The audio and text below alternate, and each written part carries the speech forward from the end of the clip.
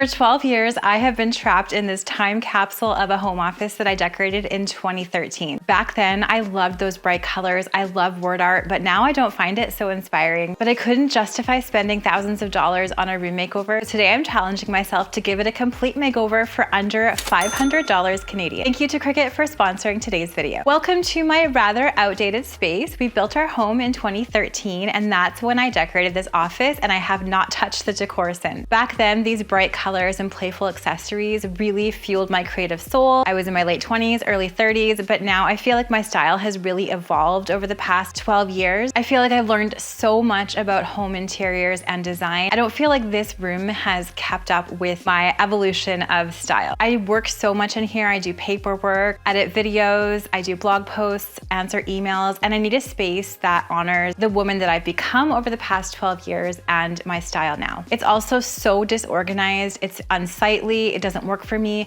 So we're also going to incorporate some more organization. I am going to purge this office. I know a lot of the things in here can be donated, so that's free. But then the question is, how can I create this elevated space with this limited budget?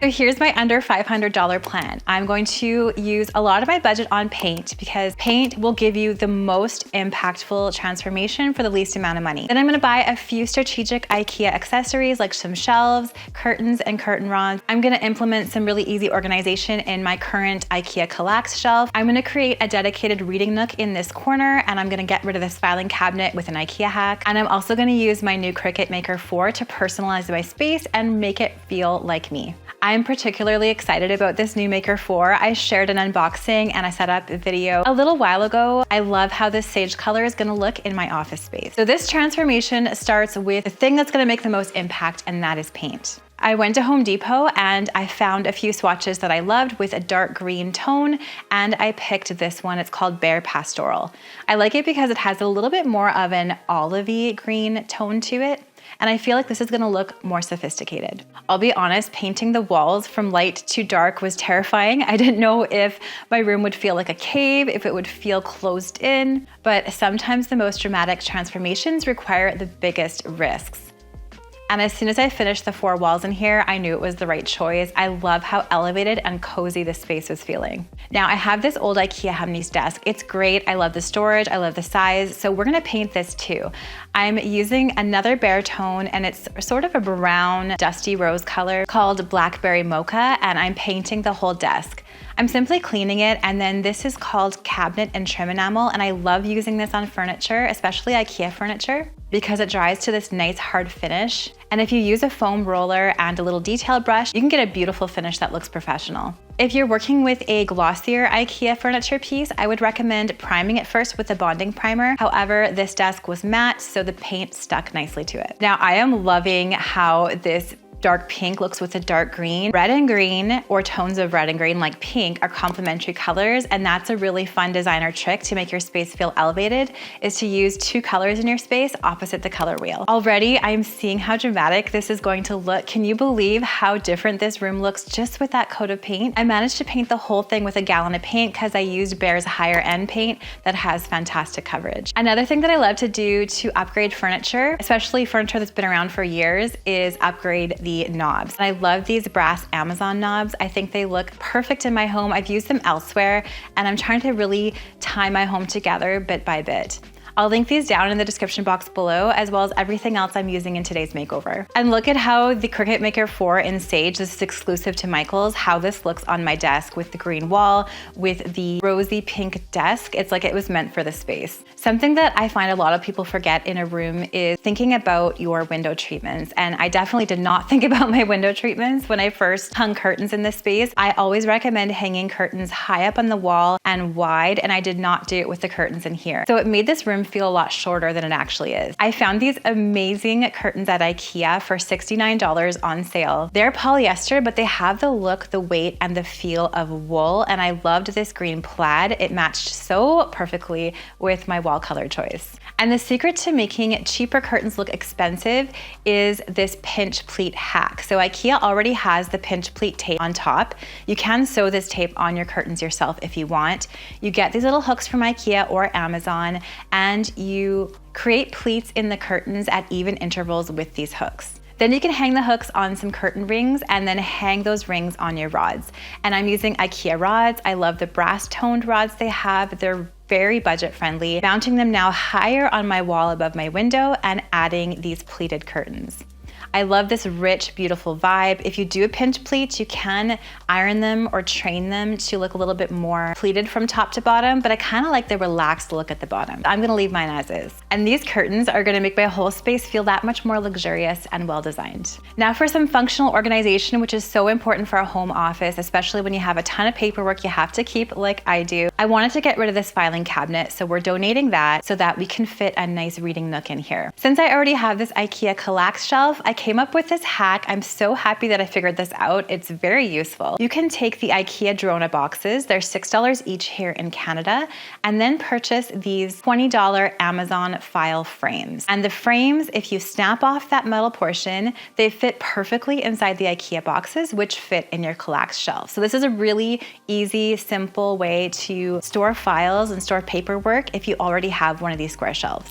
Also on this shelf, I was able to organize all of my fabric. I donated tons of it, so then I was able to have less fabric to put in some baskets. I had these already elsewhere in my home, so I just kind of conglomerated them, put them inside this shelf, and then organized the rest of my things. I think I donated about 4 blue bags of things from this office that I did not need, like fabric that I swear I was gonna use 10 years ago, and I have not yet. Now that we have this IKEA file hack done, this is where my Cricut Maker 4 is gonna come in handy. I'm making some custom labels so I know what is what inside these boxes. I have files, I have personal items, I have some crafts. So I'm simply creating some really easy tag designs in Cricut Design Space, and I'm going to use my pen tool as well as some cardstock to make these look custom. The great thing about the Maker 4 is that it can cut up to 300 different materials, plus it can emboss, it can write. So I'm gonna add the pen to this side of my Cricut Maker 4. And it's first going to write all of the different labels, and then it's going to cut them out on cardstock.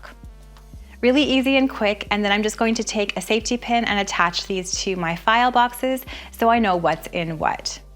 Very cute, very simple, and a very easy DIY. Another really easy Cricut project I want to do for this space is to reinvent this family calendar. I made this a few years ago, but then I realized that our family just uses Google Calendar anyway, so we don't need this wall calendar. So I'm taking off the old vinyl. One trick is to use a blow dryer to take off old vinyl. It heats it up so it's a lot easier to remove. And then I'm creating a really simple decal with Cricut Design Space. This was an image that was already in Design Space, and I'm going to cut this out with my Maker 4 on some vinyl. I'm putting this big piece of acrylic back up on my office wall. It has these little brass standoffs so it matches everything else in my space. And then I'm applying the decal onto this piece of acrylic. I bought some white chalk markers from Amazon, and now I have this really nice oversized board to write notes on to help me remember deadlines, have my to-do list for the week, etc. One of the hallmarks of expensive looking spaces is that everything looks like it was intentionally designed and goes together. I don't want to have anything to do with this old Mousepad that I made like 15 years ago. So we're going to create a new one, and one of the cool things about the Cricut Maker 4 is that you can insert a rotary blade tool inside of it to cut fabric. I'm creating a 9" by 9" square in Design Space with rounded corners, setting my machine up with Design Space so it's going to cut some cotton fabric and even some quilt batting. Really easy, and Design Space just walks you through this. I found this old fabric as I was cleaning my office up, and I thought the blush tones and the green tones were perfect for this space. So I'm cutting out 2 squares of fabric, and then I'm going to cut out 1 square of some quilt batting. Look at how quick and easy the Cricut Maker 4 cuts my fabric, and everything is perfect. Those corners are perfect, and I'm ready to do my sewing project. I'm placing the 2 fabric pieces right side together and the quilt batting on top of that, pinning everything and sewing all the way around with my sewing machine, leaving an opening. Then I'm pulling this mouse pad right side out, And I'm finishing off with a top stitch. I'm also using that stitch to close that hole shut. Now I have a really cute and easy to make mouse pad intentionally designed for this office and ties in all these colors together. I love the idea of creating zones and spaces. So in this office, I want to have my desk zone, and then I want to have a cozy reading zone. I've had this chair for many years and I thought it looked great in here. I love the idea of when you're on a budget, just moving your furniture around from room to room. Sometimes you can come up with some completely new looking spaces with furniture that you already have. I'm also adding a throw blanket and a pillow from my own line of pillows to this space. And now I have this dedicated corner where I can step away from screens, take a little break, read a book, even take a nap, and my cat loves this chair too. For my office chair in my space, I'm just using the chair that I've had for years, giving it a clean with a magic eraser, adding a sheepskin rug for coziness, and it's ready to go for the next 10 years. I love the look of shelves that match a wall for that sleek, sophisticated look, but I didn't want to spend hundreds of dollars on that either. So I grabbed these really inexpensive shelves from IKEA. They're the lac floating shelves. I primed them with a bonding primer and then I painted them with the same paint as I used on the walls. These are pretty easy to install. Just make sure you use a level so that they're nice and even. And to style these, I'm using objects from around my house and just kind of choosing things that match the aesthetic that I want in the space. Plus I grabbed this inexpensive art from Amazon and some frames from the dollar store, and they add that vintage, beautiful look that I'm looking for in this space. From juvenile and chaotic to sophisticated and intentional, this transformation shows the power of little strategic choices over a huge budget. My favorite part of this makeover is, of course, these moody green walls. I cannot believe the difference this made in this space. The dusty rose desk also adds so much personality. To me, it looks so much better than that white desk, and the handle swap looks so good too. And my Cricut Maker 4 looks perfect in this space. It's not just a tool that I can use to create. The color is also the perfect touch to this room. So let's talk numbers, because I love looking back and seeing if I'm able to keep under my budget or not. Here's what I spent on this makeover in Canadian dollars. Don't forget that I had a lot of things on hand. I know I have lots of decor and knickknacks, so if you are doing something similar and you don't have that on hand, I recommend doing thrift stores, Facebook Marketplace, and rearranging things from one room to another to really make the most of your budget. So the total for me was $420, which is $80 under my $500 budget. So proud of that. And I am now so excited to work in this space. I think this room is going to be so much more inspiring, so much more calming. I love the reading zone, and I'm so happy that I finally took the time to actually purge and donate the things in here that I did not need anymore. If you want to learn more about the Cricut Maker 4, I will leave a link to it down in that description box below. I'll also leave a link to my unboxing and setup video if you want to see how to set it up for the first time. Let me know what you think of my home office makeover down in those comments below. I'd love to hear your opinion. And for more DIY budget-friendly organization ideas, I'm gonna leave this video for you to watch next right here, where I share some really easy dollar store hacks that I think you'll love.